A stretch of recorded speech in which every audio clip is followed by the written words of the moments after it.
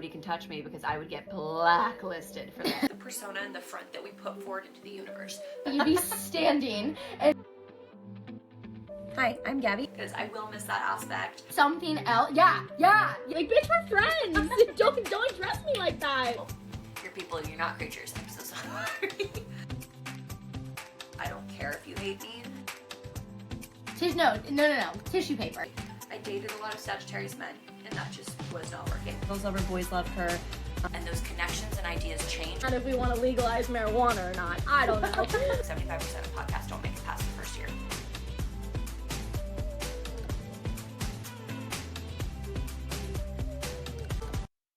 Hello, hi, and welcome back to the Zoo of Celebrities. I am Gabby, your host, and today I am solo. It's been a minute since the solo episode, so I'm excited to dive in with you. I know we did college Reddit stories, but for me, filming-wise, I've been filming with people all month to give you the best travel season that you can get. So this month is all dedicated to travel. Most of you actually know me from being a travel blogger on social media, specifically Instagram, and maybe even some started on TikTok. So that's kind of my bread and butter. New location for those that watch. We haven't done this location yet. We're trying out different spots in the house. I feel like I was feeling so mundane with the same spot over and over. I know like people love regularity and consistency, but I needed to switch up. So we're out here in my lanai. Beautiful sunlight out here. I got my big round chairs. So I'm excited to get into travel and all things travel with you. We've got some incredible guests this month. So definitely stay tuned. We'll have some travel bloggers. We'll have some crazy travel experiences I've had that I can share with you with my guests. So I'm super pumped. This will also be, I believe, the last month. And then we'll take a break in October and we will start season 4. So yeah. I'm pumped. I'm thrilled. Let's get into it. So I want to start today with how I got my travel journey started. So I actually, my first travel exposure, I mean, if we go way, way back, my parents always really traveled with us. But when we were little, we actually did move to Spain for a little bit so that we could get a Spanish experience. My dad, for those of you that don't know, my dad is Cuban and he really wanted us to have that cultural experience. Europe was a great place and safe place to do that. So we did live in a little city called San Sebastian when I was, I believe, about 12-ish. The whole family, we moved, and San Sebastian is in the Basque Country, which is ironic because I know he wanted us to have this Spanish experience, like practice our Spanish, learn. But in the Basque Country, they actually speak Basque. So they're pretty adamant about wanting you to try and speak Basque to them. They all speak Spanish, but they feel like they're their own country and they really want to be separated from Spain. So kind of counterproductive. People ask me all the time if I still remember any Basque. I do not. I know like somewhere around the house, my mom has like a Basque book that has like a little kid's book of Basque, but otherwise, no, I did not pick up the Basque, but it is still one of my favorite memories. It's a core memory for me. I will never forget. I learned so much while being there, and I feel like that really ignited like this sense of travel in us as children and those experiences. So fast forward, we did a ton of like family vacations after that, but my next serious like excursion, big excursion, was when I was in college in 18. I went and did a study abroad program in Australia. So I feel like I talked about this a little bit in the college story. So everything kind of connects and flows. But I did disenroll from my university in Arizona and enrolled in Australia, which I highly recommend for those if you're looking to save money or if your school doesn't offer a good program, but they do really well. Transfer credits with international schools, something to consider. So I got my start in Australia. I did that. We were there for like, I want to say I got there in June, July, August, September, and then I came home for Halloween, October. So 5 months, incredible experience, would not take it back. But this was kind of the start of my travel blogging experience. Although I wasn't travel blogging by any means over there, the spring break before that June, I met a man at a basketball game with my family who was in the process of building a business for himself with custom like hats. It was very Wanderlust inspired. It was very travel inspired. And he gave me one of the hats at the game because I had said I was going to Australia. And he was like, I would love if like you just took some pictures or whatever, like while you were there in that hat. And I was like, sure. I took the hat with me to Australia. It really like flourished and really like bloomed into something cool because while I was there, he asked me to write some blog posts and I began that journey of working for him. So it's great extra spending money in Australia, which what 18-year-old is going to turn that down? And I started just casually blogging about my journeys, but including this hat and the imagery, this hat and the branding. It was like the beginning of like influencing for me and travel blogging in a way, or like that marketing side that I now am so ingrained in and developed in. It was the first start of that. So it was an incredible experience. I made my way through Australia. I continued to do work for him when I got back to Arizona. And it was like little by little, it was, oh, hey, take and run the social media. Oh, hey, do some blogging. Hey, do this, do that. But it was always surrounded by being outdoors, being outside, nature experiences, all of the shebang, like that kind of stuff. So Arizona was a great spot for it too. Lots of hiking, lots of trails, lots of photo shoots with my girlfriends. Like we just were having so much fun with it. And I loved what the brand stood for. I'm not a hat person. I don't wear them often. I have one hat. It says wifey on it. That's like the one I wear all the time. But as much as I didn't like love the hats, I loved the concept behind the product. His hats were all recycled material, organic, super cool. Super unique guy, definitely a wealthier guy that lived out in Colorado and just wanted to pursue his passions instead of like focusing on the business side of things. So I definitely feel like although maybe like the business mindset wasn't there, his emotion and passion behind it was so on par and so spot on. So I began that journey. I finished out school in Arizona and I had this opportunity. For those of you that know, and I think this is a great like buffer episode between college, like the college month and the travel month, because my story really starts in between those two. I had decided I wanted to go to law school, and the next step was to start applying for that or looking into that, figuring out what I needed to do for that next step. And as I'm trying to make that decision, I had been working for a lawyer in Colorado for the summer. This man who owns the hat company came along to me and asked, he was like, I want to hire you full time. What do you need? What do I need to provide you to like make that it to like sell you on this? And my biggest piece was at, like 20, I didn't really, it wasn't, I was money driven, but I wasn't like money driven. I wanted experiences. I wanted freedom. I wanted to be able to do what I wanted to do. I was watching all of my friends enter into corporate America or continue on in their education, and I was done with that. And I wanted to have this freedom that everybody else was like working towards, but I wanted it now. And so my stipulation was that I could move wherever I wanted, and I chose to move to Florida. So that's how I ended up here. For those of you that don't know, my parents are from here, but I ended up here because of that journey. And so, yes, I started that exploration and I began to work for him. So I had a paycheck, it was consistent. I got to work remote. We all worked very different hours. It was me, him, and another woman that he hired on that I learned all of my marketing experience from at that time. She used to be a marketing rep for Diageo, which is a huge alcohol business. Um, they own a lot of the alcohol companies. Diageo will be very familiar to those of you that work in food and bev. But so she was coming from a wealth of knowledge in that marketing field for corporate. So she was trying to bring that corporate in. He was trying to keep that small business side. I landed somewhere in the middle, was learning from both sides. Fantastic experience. I worked in that realm. I would say if you don't count the Australia and the pre-college pieces, which would have been a year or two, I worked in that realm for like 2 years. And what I did love was, and what inspired me, and it's what inspires me to want to be the best employer and boss I can be. And as you guys know, I host girls trips, or if you don't know, I'll dive into that side of things, but I host girls trips and I have some fantastic employees and I try to make those as accessible for those girls to go on because they are younger and I want them to have the same experience as I did. What I loved that this boss in particular did for me in the beginning is he had something called the Wanderlust bonus, and I got like X amount of dollars that was just a bonus that I kind of got around Christmas. And the only requirement was you use it for a trip and you take pictures of our products while on the trip. So I used that budget and actually moved myself to Greece. So that leads us into Greece. This was still all in the era of working for the same company. And that's when I took off and I went to Greece. I, at the time, was supposed to go with an ex-boyfriend for the first half, and we had just broken up. And so I decided, you know what? I'm not gonna not go. Like I'm gonna live my Mamma Mia dream. So I went on my own. I actually did end up my ex's little sister came with me for a long time. We're still very good friends to this day. So she came out for about a week, and then I was by myself. And then my other friend who I lived with in Florida for my first couple of years, she came out for a while, and we kind of ended our trip on a bang. We had such a cool experience. We really did like the whole Mykonos party scene, and it was so fun. We met so many incredible people that like we're still in contact with. But at the end of that trip, like we had some random Airbnb person that was like, come and manage this Airbnb, stay. And like, I really considered it. I like wanted to stay. And in hindsight, things happened how they happened. I wouldn't have met the people I have now. I wouldn't be in the career position I have now. But I think about it all the time. Like, we went home because she had a dog, and she's like, I have to go home. I have a dog. And I wish I had stayed. I wish I had stayed all the time. I don't know what my life would look like. Hopefully, I would still end up in the same position that I'm in now.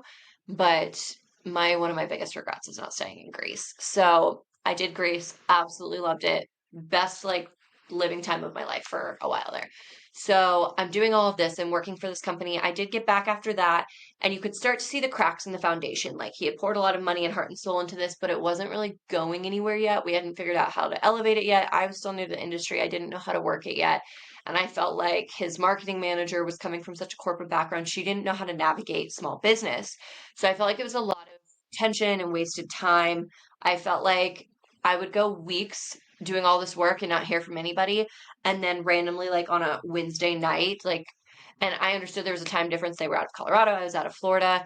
I felt like on a random Wednesday night, I'd be getting yelled at like 11 p.m. and they'd be like, "Where's this? Where's that?" And I'd be like, "I haven't heard from you in 2 weeks." Like, so it was, I would not trade it. The wildest experience, especially for like your first adult job, like craziest experience, craziest time. It eventually obviously did not work out. That company really hasn't done anything since. I don't even think it still exists. I think they're still on Instagram, but like, I don't see posts or anything like that. But it was just one of those things where it kind of just like, it like dwindle out.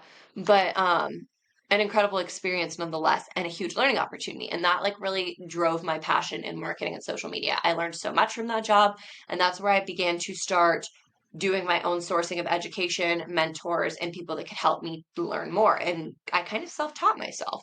That being said, I've had some fantastic mentors and people that have kind of helped me elevate. A lot of this is easy and self-taught because we grew up in the generation of social media and marketing. So it was very easy for us to learn it because we have been surrounded by it since we were little.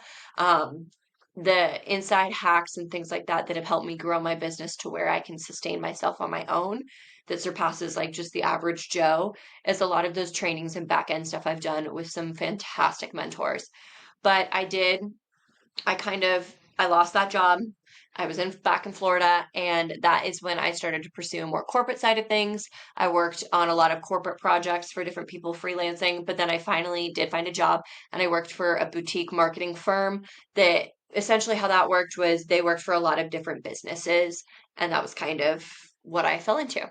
I wouldn't say I loved it. I learned a lot again. I feel like it's important to note that I've done the corporate side, I've done small boutique business, and I've done small business in-house, not just as like a boutique manager.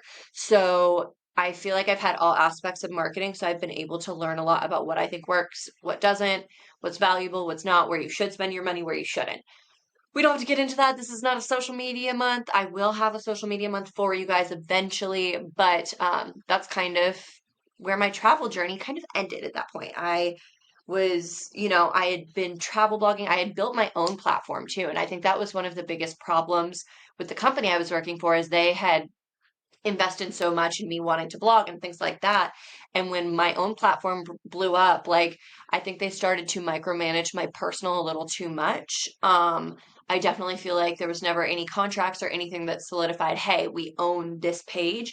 And it wasn't their page, it was my page. And then we had their page, and they really wanted those to coincide. And although I like respected and loved that for the longest time, it really started to limit me on what I was able to post, what I wanted to do, what I wanted my page to look like. And as that transitioned, that's, I think, where we kind of fell out of line with each other. So my page had kind of taken off at that point. It was all travel content at this time. And I get back from Greece and I feel like I'm dwindling. I feel like the energy is fading. I'm shifting up my niche a little bit. It's becoming more of a lifestyle page. And that wasn't my goal when I started it. So I felt a little lost. Um, that went on for like a year or two. I went through COVID, and if you're watching, you see my lovely dog stretching. She's made an appearance every time we filmed in the last month. So sorry about that. But basically, we went through COVID and everything shut down, and I went through a very nasty breakup that I just felt like really broke my heart. And I was like, I gotta get out. I gotta leave. I gotta do something else. And that is when my van life journey started. So I feel like there's different eras of me. You either found me in like my peak of my travel blogging with that company. Maybe you found me in my Greece era. maybe you found me in my van life era, or maybe you did find me in my lifestyle era when I had just moved to Florida and was like really pursuing that. But I feel like I've hit all of these different milestones, and people can definitely pinpoint and will say to me in my DMs, like, oh yeah, well, I found you because of this, this, and this. And I'm like, wow, I didn't realize I was so niched at the time. And although my niche has changed and evolved, it did have some really core moments and principles. So that is kind of how I started the travel blogging itself and how it evolved. Where I feel like it really took off was when I started van life. And we can dive into van life a little deeper here in a minute. I don't want to get too deep into that, but I did decide to do van life in 2021. It's where I met my now fiance. I traveled the world doing that. We eventually moved back to Tampa. So I feel like I'm kind of in that. I do like these valleys and highs, and I feel like that's my entire existence is I went from this high of Greece and Australia, and then I came down into my lull of Tampa. It's not that Tampa's the lull, but like just my average human life. I'm living like everybody else instead of a psychopath. So I did that lull, and then I went up into van life, and now I'm back in a lull, and I'm trying to find like where my next journey is, where my next high and my peak is. But like right now, that's kind of, we're settled. We're sitting here, we're planning a wedding, we're pursuing other things, we're buying properties like we want to grow ourselves financially, and hopefully that can lead to another spike in my experience or a new era. I know everybody uses the word era too much now, but I feel like I'm in my grow era, like grow yourself so you can do fun things era. And I want to be in my live in Montana in my second home era, but we're just not there yet. We're working on it. Um, but yeah, so that's kind of the evolution of my travel journey and how I started doing travel blogging. Now, by blogging, I do say like I need to use the term blogging lightly because it's more I'm a travel influencer than blogger. I don't really blog. I just launched my new website yesterday, so like you guys should check it out. But on that website, I do have some blogs and I do plan on doing some more blogging. So I would like to bring the travel blogging aspect back, especially with my background in SEO and social media. I feel like that'd be really beneficial to a lot of people and to my own profitability on a blog. But on there, I have everything, all of my different niches, all my different hobbies, my jobs. My website's very all encompassing. So basically, we kind of have all that. I do want to dive into my absolute favorite places because it's one of my most asked questions. So, my favorite places in basically the entire world. I'll start with the US, and these are just going to be my little samplers. Write these down, put them in your notes, timestamp this so you remember later.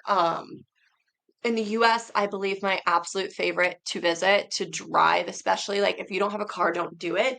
I like the whole PNW. So that's the Pacific Northwest. So basically, if you start anywhere above San Francisco, nothing below, do not waste your time in California. If you're below San Francisco, drive the whole coastline up, go through Oregon, go through Washington, and all the way up to Olympia. Chef's kiss. Stunning. Favorites place. So I did that in the van for the first time. I ran it up a second time when Kyle, because I did it the first time by myself, ran it through a second time with Kyle after I met Kyle and I wanted to take him up there. And then ran it through again a third time just because I cannot help myself when my friend Ashley rented my camper van. And that was A1. We did that whole area. It was beautiful, perfect weather. But yeah, no, I absolutely love that area. It's so green and lush, and I love that you're on the ocean, but it's cliff sides. It's not beaches, it's cliffs, like towering cliffs. It's the drama, and I love drama in all aspects of my life. So you gotta love the cliff sides of the PNW. I absolutely love city-wise. I love Austin. I picked Tampa to live in for a reason. I really wish people would stop moving here because it's making it god-awful expensive. But I do love Tampa. I really love the East Coast, Northeast especially. I'm really obsessed with Vermont, and I'm a New York girl for city to my heart and my core. I am not a California girl. I used to love San Francisco, but it's just gotten so yucky and dirty. So like it's not even my favorite anymore for that. But I do love the deserts, like Arizona vibes, Joshua Tree if you're going to be in California. Fantastic. I would say those are my number one USA places from somebody that's visited all of them. I'm sure I'd love to hear you guys as you can drop some opinions if you're on YouTube of your favorite places or why you disagree with me, but those are my top right now as of like where I've been. Now, if we're going to go outside the country, I've got lots of favorites, but my top, I'm going to go top five. Top five, we've got Scotland, but not just like Edinburgh and Glasgow. I want you to go to Isle of Skye. You need to rent a car, fly into Glasgow, rent a car, drive to Isle of Skye. Fantastic. nicest people, best experience, most beautiful. It's very reminiscent of the PNW, very green and huge cliff sides, huge cliffs, like stunning. I like Scotland better than Ireland. I get a lot of heat for that, but I feel like it's because Ireland is like where people go to visit, so they just assume it's the better one. But like, Scotland is a hidden gem, guys, and honestly, unpopular opinion, you don't need to go to Loch Ness. It's kind of overdone. Like, I put my finger in the water to say I'd been in the same water as the Loch Ness monster, and then I moved along. Like, just not my favorite vibe. But Scotland, definitely up there. These are not in any order, by the way, because I could just never pick. Greece will always have my heart. Cliffside wise and beauty wise, Delphi was stunning. Zakynthos is my favorite island to drive. It's not popular. You rent a car, it's very cheap. You can drive the whole island in a couple of days, and it's got those dramatic cliffs again. I'm just a dramatic cliff girly. Like, we're seeing a trend. But so I would definitely say Zakynthos is beautiful. Mykonos and Santorini are the most popular to go to. Santorini is so touristy and ugh, like I hate Santorini. And then Mykonos is a party city. So if you're looking for excitement and partying, Mykonos is your spot. It's beautiful too, but it's definitely more of like a funky city vibe. For Santorini, everybody goes there for the blue top houses, and honestly, there aren't that many. People edit them into. Don't believe everything you see online because essentially, like I would think half the time people have edited in blue houses into their photos in Santorini. There's a lot of cool architecture there though. I absolutely loved all of their coral like structured like mud house buildings. Stunning. I'm big on architecture and like home styles. So I did like that aspect, but it's very touristy. Go during off season or shoulder season. Shoulder season, for those of you that don't know, is basically the month before busy season and the month after busy season. So shoulder season for Greece would be like early May and probably like end of September, early October. Those would be your shoulder season. It's a little chillier, but it's worth it. Another one of my favorites is Bali. I absolutely love Bali. Lovey Bali. Um, I think Bali will be one of my girls' trips eventually. It's commonly asked for. It's one of my most asked for trips. It's fantastic. It's just so cheap. It's so unique. You have to be careful with rainy season because they get a really bad rainy season, but I absolutely love it. I love the culture there. They definitely, all eyes are on you. They're not used to seeing blonde individuals. So like I had two friends that were like towhead blonde that we went with, and they were getting harassed all the time. Like people wanted to touch their hair and wanted, I think some random dude at a temple took pictures with them. Very odd. Also if you're super tall, they're just like not used to it. It's a cultural experience for sure, and like a little bit of a culture shock. Also, we all got so sick, and I still feel like my digestive system has never recovered if you're not careful drinking their water and things like that. Even like not, here's a fun tip in foreign countries. Even if you tell them, hey, I want bottled water, don't let them put ice in your glass because your ice is not bottled, baby. So it's counterproductive. So that's a little travel tip for you in any foreign country. Just avoid the ice. You don't need ice in your drink anyways. It'll have come from the fridge. You're fine. Tap water, no, we just don't do tap water in specifically Asian countries, I feel like, or even Mexico or Caribbean. No, no tap water.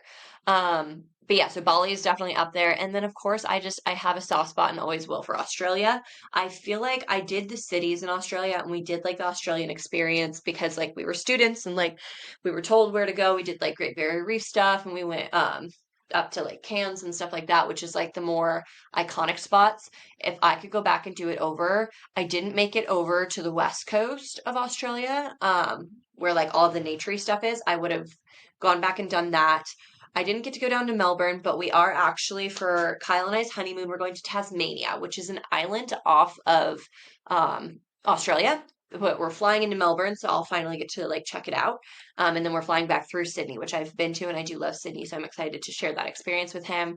I definitely will be writing some blogs on Tasmania, and I definitely am open to doing an episode on the podcast about Tasmania if you want to like learn about what we did and what we saw. But I'd rather wait until we do that after we go. So that's something to look forward to. But I would say those are my top locations. Definitely the best that I've had the best experience at. There's so many more I want to try though. And that kind of leads us into what I do now. So, as much as I am trying to find my next travel boost and experience, I do get my fix pretty regularly because I have started a business where I actually host girls travel groups. So I've been doing this now for 3 years. We're going on 3 years, and I have done 8 trips at this point, overseas and in states. I have had an absolute blast with it. It has been such a fun time. I've had great experiences. I've had bad experiences. I'll be sharing some not so great experiences on our next episode that I have a guest with, who she's going to spill the literal tea. And then I have another guest that's coming on with some great experiences from a trip. So, I mean, I have had very few and far in between bad experiences. It's just been one.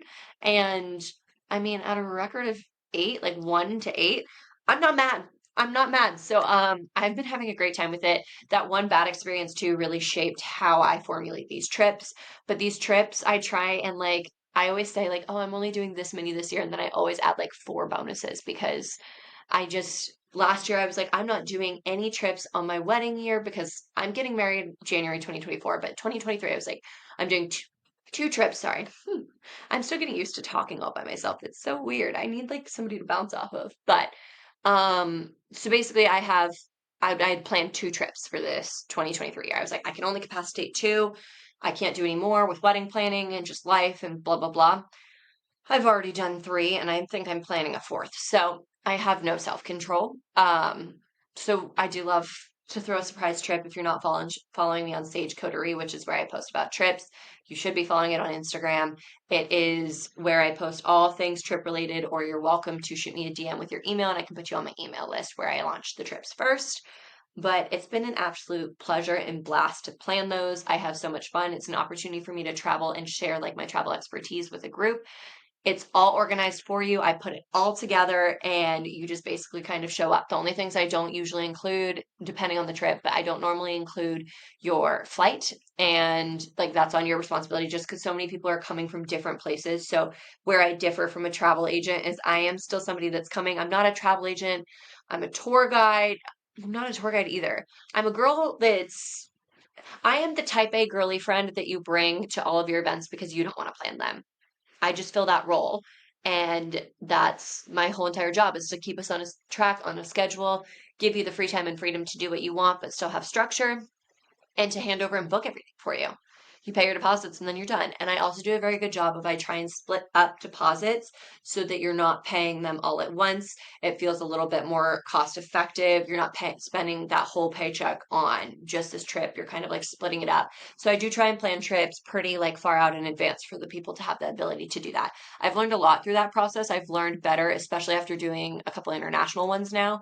I learned on my last international one that I need to do it as not my last one, but the one before that. I learned how to formulate that. And we'll kind of dive into that one next week on how I learned to structure payments better, be more transparent about upfront payments. But so far, I have only had that problem on one trip where somebody was not fully cognizant of what they would be spending. So we've definitely evolved and worked through those kinks and problems. But yeah, it's like one of my favorite parts of my job. I do a lot of different things, especially when it comes to travel and photography and these kinds of aspects of life. But this is by far my favorite. So I hope to continue to do it for years to come. I know I've got some really killer trips planned for next year that I'm not launching yet, but I will start launching soon just because I'm so excited for them and I just feel like they're going to be kick ass. But yeah, so that's kind of where my travel journey is developed into now. It's definitely different than what it used to look like, but I feel like travel will always be like something that's important to me. So I do want to now dive into like the nastier side of travel, just like intro into like story times. Um, I'm going to tell you like my 3 worst places I've been in my travel experiences and why. One is from a girls' trip, one is from just personal experience, and one is from van life. So I feel like I've covered every base. We're gonna dive in next week. So I'm just gonna give you a little tidbit sample so you get excited. Next week episode is a 2-hour episode. So you might want to grab your snackies, sit down and relax, or you might even want to split it up. Maybe save it for a really good car ride. But it is my experience in France. And that happened last year, September. And wow, was it a doozy. And honestly, I don't feel like it's an attribute to France itself. That being said, I've never been a Paris fan. Like, I'm not a Paris girly. And I find the French to be very rude. But I do feel like the reason this was such a flop was really because of the group I put together. It changed how I see girls' trips. It changed how I formulate and work through like picking people. I'm very particular now about who I allow to come on girls trips, and I make sure that everybody is kind of the same vibe or speed. It doesn't mean that one person's worse than the other. It just means making sure everybody's on the page of, is this a group of savers or spenders? Is this a group of shy girlies or adventure girlies? Is this a drinking group? If this is not a drinking group, I try and really formulate to make that work better now. A prime example of a very successful experience was we went to Savannah, Georgia in July.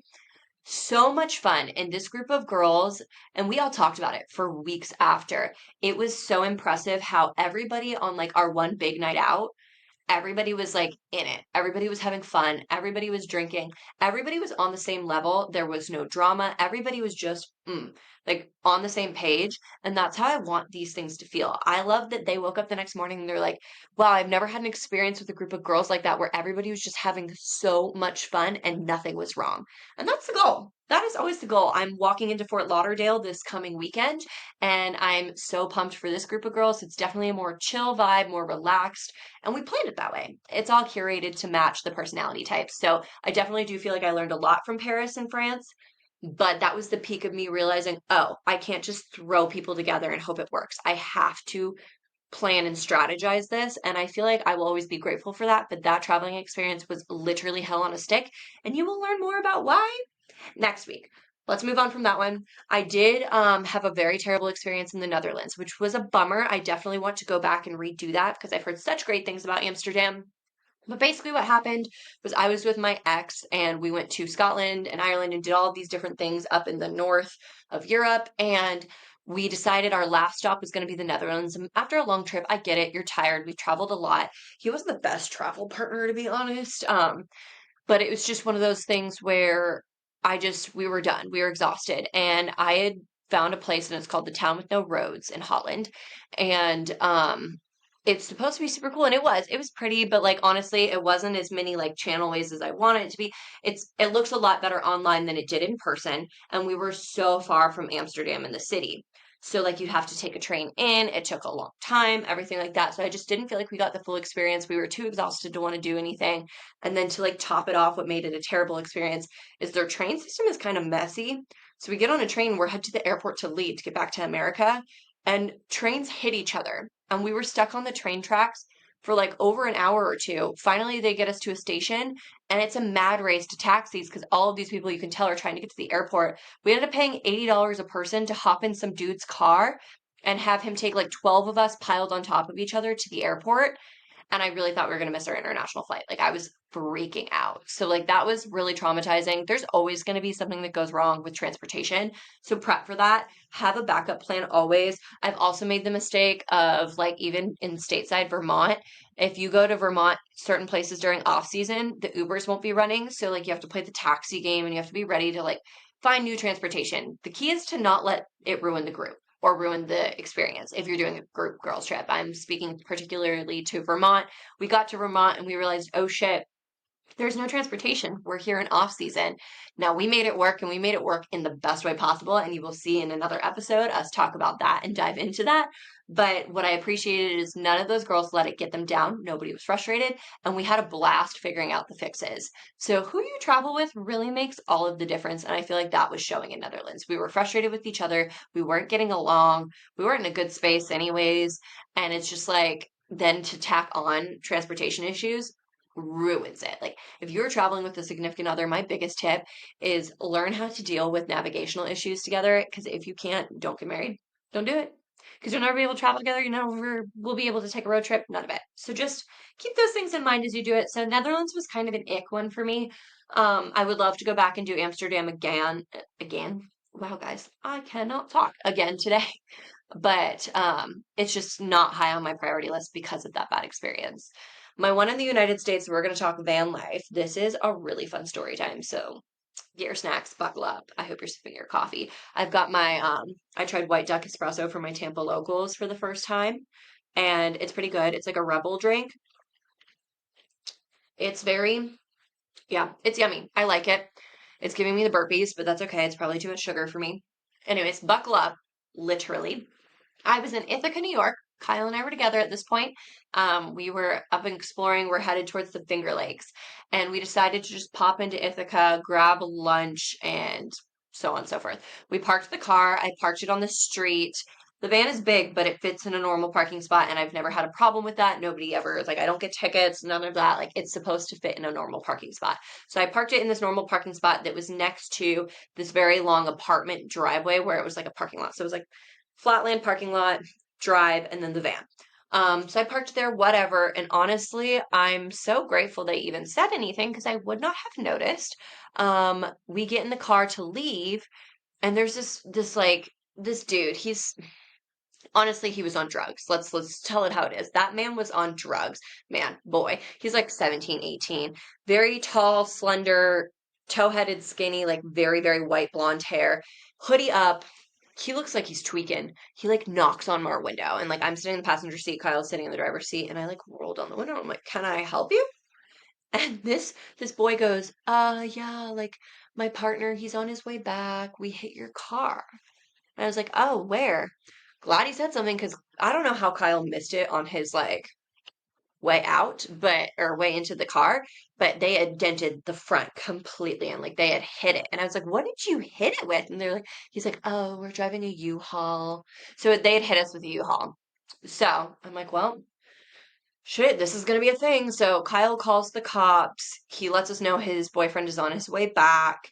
And we're waiting for the cops, and because like we're like, this isn't our fault, like whatever. I'm like kind of upset, but I'm also like, not in my head yet. I'm not like, oh, like I haven't thought about like needing to fix it yet. It just hasn't crossed my mind. It doesn't look like it's damage that would affect driving, but it's definitely cosmetic damage. So the cop shows up. Well, actually, before the cop shows up, this very angry, and excuse my descriptive language, but this is really what it was at. Angry red little man. He literally looked like an Oompa Loompa, just like charging at us and like beat red. He's like furious. He's like, "What the fuck were you thinking? Like, your van is parked illegally." Like, losing his goddamn mind on us, screaming at us. And I am the hothead in my relationship. This is not a secret. Kyle is the level-headed, calm one that keeps us in check and keeps the reality on everybody around him. So I'm about to like pounce because I'm like, "You're yelling at me right now?" And Kyle kind of steps in the middle.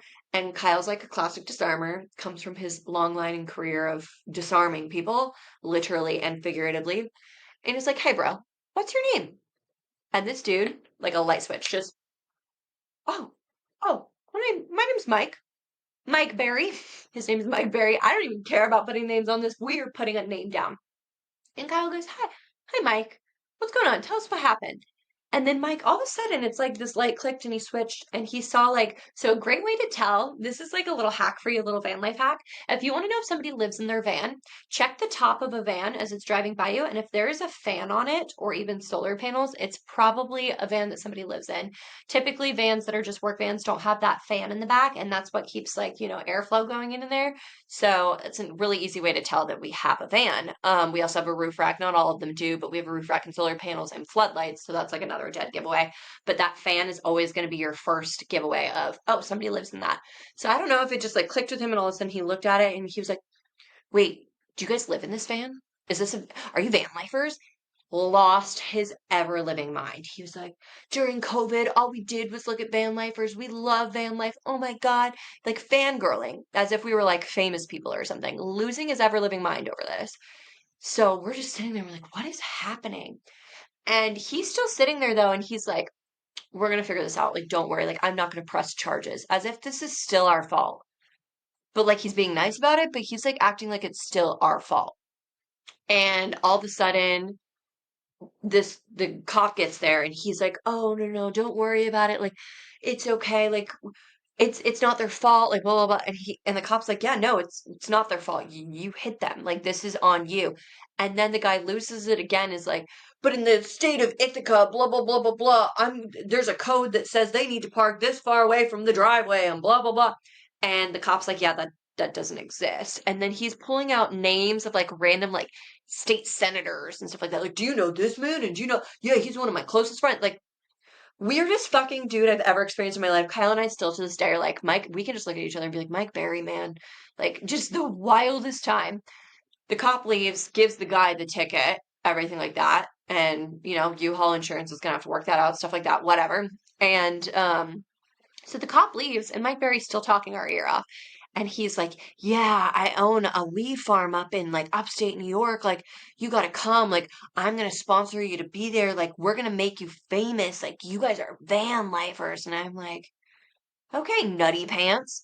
But my mistake is that we gave him Kyle's phone number. They got Kyle's phone number and not mine. Because we were like, he said something about social media. And I was like, yeah, I'd love to help you with your social media. I was using this now as a business proposition. I was like, you hit my car, whatever, business proposition. That's how I work. That's how I meet most of my clients, to be honest, guys. Like, it's on a fluke, it's random, it's out when we're drinking, it's out when we're having fun. Like, so this guy, he's like, yeah, let's stay in touch. I'd love some help with social media. Well, he proceeds for like the next 3 or 4 days to text and call us randomly and leave voicemails. And he left like a random voicemail and he was like, was just thinking about you today. I wish I had Kyle's phone so I could play it. But if you want me to play this, I want to hear, just send me an Instagram DM or comment below if you're on YouTube, and I will upload the recording or I will put it on Instagram. But basically, just this long message of like things that didn't even make sense, apologizing again, but also being like, he missed us. Weirdest fucking time. I don't ever want to step foot in Ithaca ever again. I eventually got the car fixed. There was nothing like no permanent damage. The bumper was just bumped in, popped it right back out, got a new bumper. We were set. But like the wildest encounter I've ever had with a human being. Also, he was like a 45, 50-year-old man, and his boyfriend was definitely like 18 and he was like, yeah, I think his name was Zane. He was like, Zane's a model. And I was like, Zane's on drugs, Mike. You got Zane on fucking cocaine or meth over there because he's like tweaking out in the corner. Never back to Ithaca. I wish, honestly, I should have had Kyle on this episode just to help me tell this story because this is to date one of our weirdest fucking experiences in the van, hands down. If we're going to dive into weird van stories, if we want to do a cautionary tale to go with that, we could talk about my San Diego experience. So I started van life. I started by myself in the beginning of the year in 2021. I had some friends join me along the way. Jordan, Valdez, who was on an earlier podcast, she's been on that one and she's going to be on next week again to talk about Paris. So there's your little spoiler is she will be our Paris conversationalist. My very best friend, she did a whole month with me in the van, which was fantastic. She did all of Arizona with me. She did through California. I dropped her off in Palm Springs where she flew home. So she did a lot of experience with me. A lot of my friends live in California, so I did a lot of pit stops to see people. My friend Brooke did all the way up to Napa with me before she went home. Um, so like I had friends flowing through, but then I was by myself for a very long time, and then I met Kyle, and then Kyle and I did van life together. So like it completely changed the game for me and changed the experience.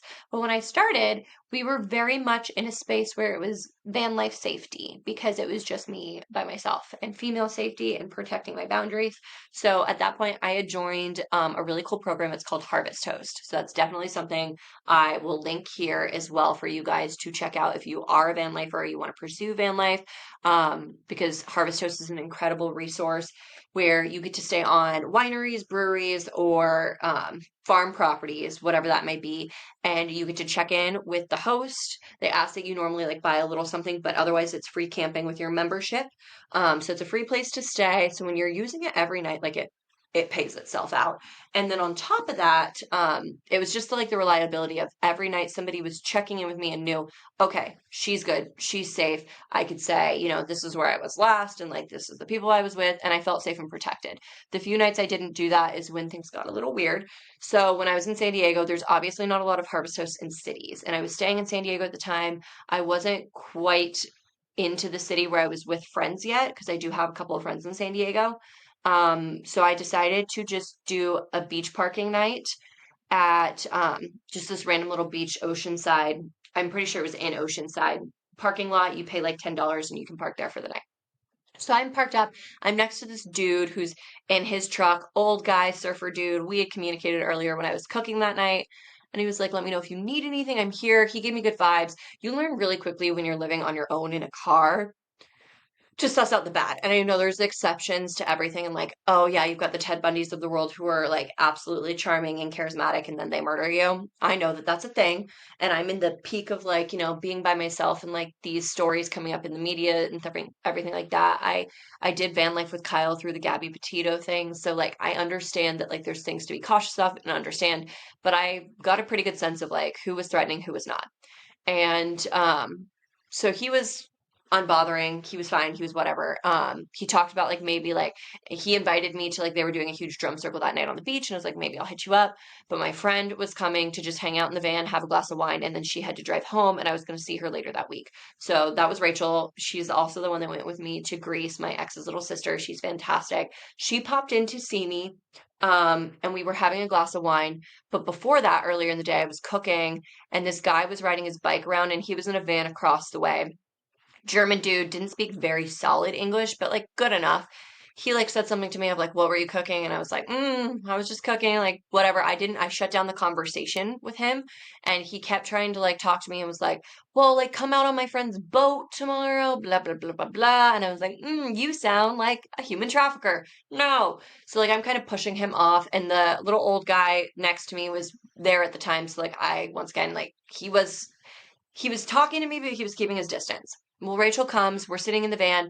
I lock up the van and close the door the minute it gets dark. I don't hang out on the beach at night if I'm by myself. It's just no. So even though like he had said, hey, come join this drum circle, that wasn't my plan. I was hanging out with Rachel. We close the doors, we're locked in, and there's a knock on the door. And I assume it's the old guy asking me to go down to the drum circle, which if I had been alone, I never would have answered the door. But Rachel was sitting there, so I was like, okay, pop it open. I'm like, it's like half popped open. I'm like, hi. And it's the fucking German dude, and he's holding 2 glasses of wine. Tell me that wine's not spiked, buddy. Tell me you didn't put something in my wine. I open the door fully, and he sees Rachel. And he's like, oh, I'm so sorry. Like, I'm sorry, I didn't know you had company. And I'm like, yeah, we're good for the night. And he's like, well, are you going to be around tomorrow? And I was like, actually, I'm leaving after this. And he's like, oh, okay. And we closed the door, we shut it. Rachel stayed for like an extra hour or so, and then Rachel got in the car and left. And when we looked across the parking lot, his car was gone. Shocker, because I was gonna get kidnapped. I didn't, but I was gonna get kidnapped.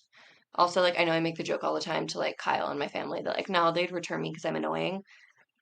I don't know, I'm actually pretty fabulous. They might not return me. So glad that didn't happen. But yeah, that's honestly probably one of my only bad incidents.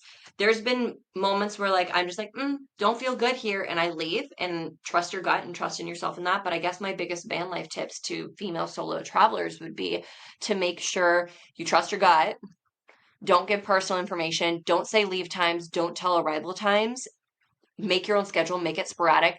Another tip if you're a social media person, and a lot of van lifers do like to do social media because that's a way to make an income while you're on the road or work remote. So if you're going to do those things, I'm very adamant. I don't post where I am until like 3 days after. So even when I was with Ashley this past year and she was doing van life, we both had an agreement where basically, oh, we were in Seattle today. We'll post about that 4 days from now. So when we were in Joshua, or I guess when we left Joshua Tree, by the time we were in like San Francisco area, we then posted about Joshua Tree. Like it was so far removed because safety is so important. So I think that's a really big aspect for anybody interested in trying van life. I think that you would not be making a mistake. It was the best time of my life. It brought me my future husband and my person. It brought me so many experiences. It's actually been very bittersweet because I am selling the van. So if that's something you are interested, please do reach out and we can talk information. But I am selling the van. It's just time.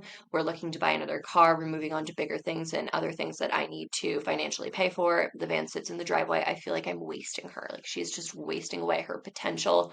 But she was the best thing that ever happened to me, hands down. And like that's so dramatic. It's a car, but like I genuinely feel like I would not be the person I am today if I had not done that for myself, if I had not met the people I did, if I had not transitioned my life that way. And it helped me leap into a new career and doing it for myself. That the van was my first experience. I quit my corporate job and I decided I was going to work for myself, and I have not stepped back a day from that. I have continued to work for myself and financially support myself in ways I never dreamed were possible at my age, and that would not have happened for the band without the band. So I do think it's the best experience you could possibly have, and I highly recommend it.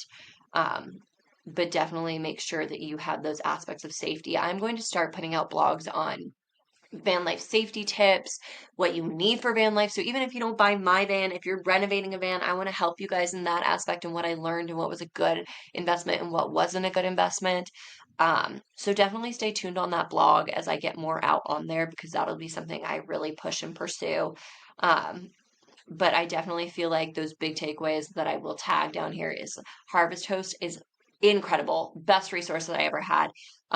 There's definitely other apps that you can check out, like iOverlander, that'll tell you free camping spots, especially once I transitioned and I was with Kyle and I felt safer. A lot of the times we would like do less Harvest Host so that we had some flexibility of, oh, okay, well, we were going to stay here for one night, let's stay for two. So we'd have to find free camping or parking. And iOverlander was fantastic. It'll also tell you places with Wi-Fi, places where you can dump sites, stuff like that. So that's a great experience as well. Um, You'll have your moments where it's like, what am I doing here?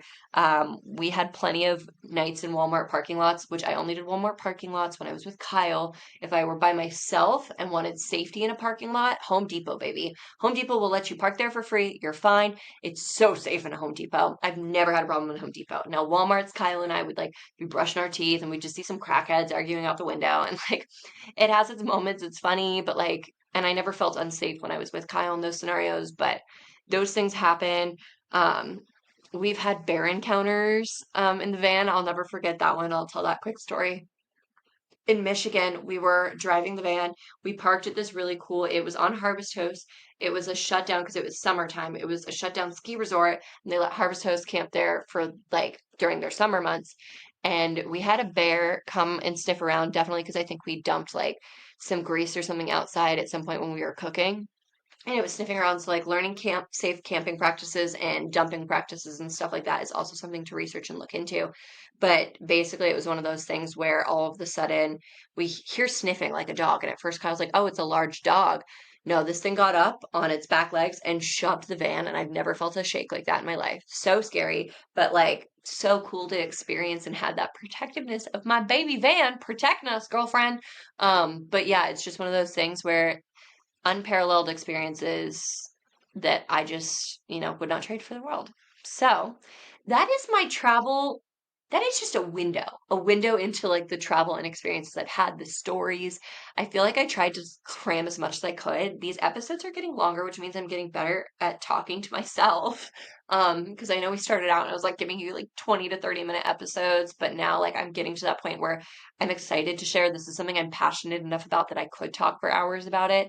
But yeah, if you have any questions about study abroad, if you're in college, living in another country, if you're an adult and like considering that move, van life, just girls trips. If you want to come on a girls trip with me, please come. I love making new friends. I'll find the perfect fit for you, the one that makes sense. I can send you all of the different options we have coming up. But yeah, I'm excited to see where my travel journey goes next. I don't think it'll ever change. I think as I age, as I enter into married life, if I have children, I feel like they'll either be integrated into that or I'll still continue to have that piece of myself outside of this home life that I create. I was telling Kyle the other day, I was like, I can't imagine not doing girls' trips. And like, even if we did have kids, like, is it going to evolve? Is it going to be couples trips or family trips? Or is it going to be, hey, this is mommy's weekend off. This is mommy's form of work. Hey, she's home during the week, but she goes off and she does these incredible girls trips with incredible women on the weekends. Like maybe that's what this evolves to. I don't really know where it's going, but I'm excited to see every journey of it. Like I said, I hit those peaks and those valleys. It might be a valley right now, but we're about to peak. So let's see how it goes. Thanks guys for listening. Join in next week to hear all about the Paris fucking nightmare. I don't say that lightly. Um, a 2-hour episode, so just be prepared and carve out that time for it. I appreciate you as always. Please don't forget to like, subscribe, comment, share, do all of the fun, cheesy things that us YouTubers and podcasters say, and have a fantastic Thursday. Bye.